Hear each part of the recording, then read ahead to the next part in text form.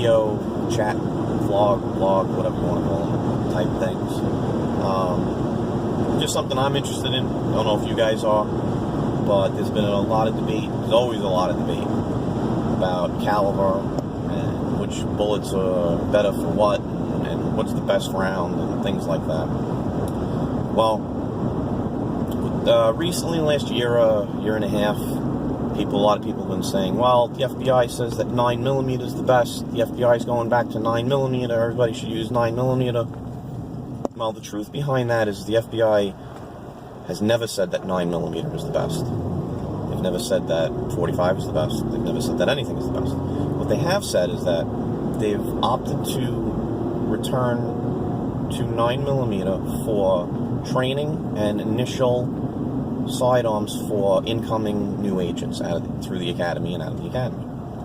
With that said, I know FBI agents personally, and I know that the FBI has a very big list of guns that their agents can carry once they've exited the academy and they've become FBI agents. What the FBI has done for many, many years is tested the capabilities of all of these different types of bullets, and they've set a standard. Standard being a certain depth of penetration in ballistic gel, certain barriers that the bullets must pass through, and still perform to a certain degree. That standard, the FBI standard, is for the use of these projectiles in instances of law enforcement use, specifically.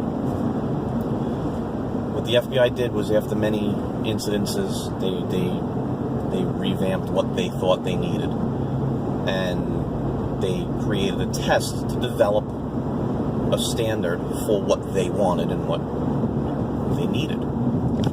That standard is what is now the FBI standard test with the ballistic gel and the 4 layers of denim and different things of that nature.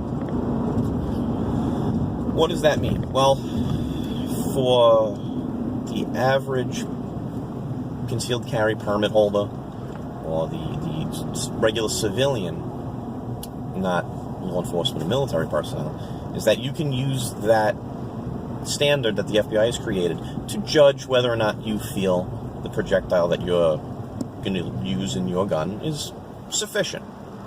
That's different for everyone. What's sufficient for me may be overkill for someone else. There are instances, and we see it every day, where civilians do have to shoot bad guys. It happens. But they don't normally shoot bad guys through barriers and through car windows. It does happen. I'm not saying it doesn't, but most of the time it's what I like to refer to as gas station distance. You're in the gas station paying for your gas, and somebody decides to rob the place. That's what most people are going to have to deal with. Police are a totally different ballgame. We deal with moving, bad guys moving, driving, they're in cars, they're behind walls. We deal with all kinds of things, and that's where the FBI standard testing really comes into play. It's more for the law enforcement officer, whether or not the bullet I use is going to get the job done. Most modern self-defense ammunition is going to get the job done if you do your part. I'm not going to argue what's better, a better 9mm bullet or a better 40 caliber bullet. I'll get to why I feel that a certain thing is better than others, but all modern self-defense ammunition is going to get the job done if you do your part. You doing your part is the most important thing. You have to get hits on a bad guy in the right spot to put him down. It's that simple. There's nothing you're going to change about that. I don't care if you shoot him with a 22. If you use that 22 effectively and shoot him where you're supposed to, you'll stop him. More so than me or someone else hitting him everywhere that's not vital with a big caliber. Unfortunately, these incidences happen rapidly. And when I say rapidly, I mean we're talking about literally a few seconds. You have to make a decision. You have to deploy your weapon. You have to fire that weapon. You have to hit what you're aiming at. And you have to do it quick. Because if you don't, you're dead. It's unfortunate, but that's the way it works. And most of the time, even if you don't hit them to put them down, to neutralize them, striking them on the leg, a lot of times it's just going to get them the hell out of there. I mean, they're going to move. So, these bullets that are out there today are all good. None of them are bad. None of them are going to be completely ineffective. The difference comes in with what you can handle when you shoot. Say a 9mm more effectively than you can a 40. Maybe, maybe not. That's up to everyone individually. I've had a lot of experience with a lot of different weapons. I can shoot pretty much anything I want and do it well. So that's good for me. But if you can't, you need to shoot a 380.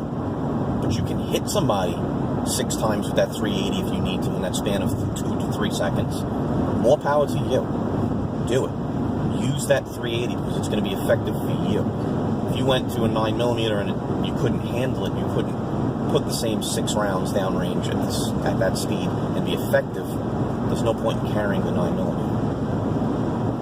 With that said, we're going to go back to ultimately what the FBI came down to after all of their testing. After all their testing was said and done initially, and they did lots of tests, and they did this over a long period of time. When I say initially, I don't mean this was 6 weeks and they made a decision. They did this over a decade or more. When it all came down to the end, the FBI came down to something that I'm going to squeeze down into a few words. Bigger holes kill bad guys faster. Period. You hit someone with a 9mm, it's going to create a certain size hole. You hit somebody with a 45, it's going to create a bigger hole. That's how it works. Bigger holes kill bad guys faster. That's ultimately the answer. Now, I know realistically, not everybody can carry a 45. I know most of the time it's iffy or not whether I'm going to do that. I carry all sizes and shapes of guns and calibers, depending on the situation. I may not be able to take out my full-size 1911 and go about whatever business I have that day because it's just not practical for what I'm doing. Luckily, as I said, I have the ability to use many different calibers, and I do.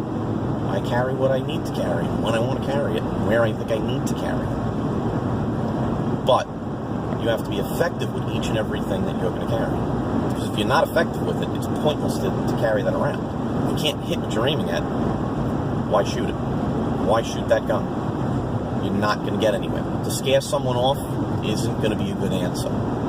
Every round you send down range, you are absolutely responsible for.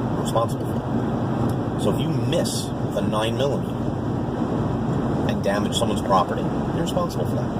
If you miss with a 9mm and hurt someone else, you're responsible for that. So the point about this is not to argue is 45 better than 9mm. The point of this is to tell you 2 simple facts. One, you have to be able to do what you need to do with the gun you're carrying. And if you can't, change the gun you're carrying. Change the caliber you're carrying it in. Maybe you're very comfortable with a Glock, but a Glock 40 cal is not your cup of tea to shoot and hit things with properly. Go to a different caliber. It's the same gun effectively if you go from a compact size Glock to in 40 to a compact size Glock and 9mm. It's effectively the same gun. It's the bullet, that recoil, whether you're recoil sensitive or whatever it may be. Second fact is after that you can hit what you aim at and you can put them in the right place. Carry the biggest, most effective caliber you can for you. If that biggest, most effective caliber is a 380, carry it. If it's a 9, carry it. Because that's what you're going to do the best with when your life is hanging in the balance. And that's the point of this. I'm not going to argue what I like better or worse, because I own 9mm, I own 380, I own 40, 45, 357, I own all of these guns. And I do, depending on the situation, carry them. But I'm effective with them. If you're effective with only up to a certain thing, that's it. That's fine. There's nothing wrong with that. I am not one of these people that's going to tell you you have to carry a 45 because it's the best. I'm not going to do that. What's the best is what you are most capable of. Period. End of it. Pick the biggest round you can with the best bullet that you think you like and shoot that effectively. Make sure you can hit your target, because if you can't, the target will hit you. There's really no other way around it. Beyond that, if you want to argue specifics of different bullets in a caliber, I'm happy to do that. Which one you like better, which one I like better.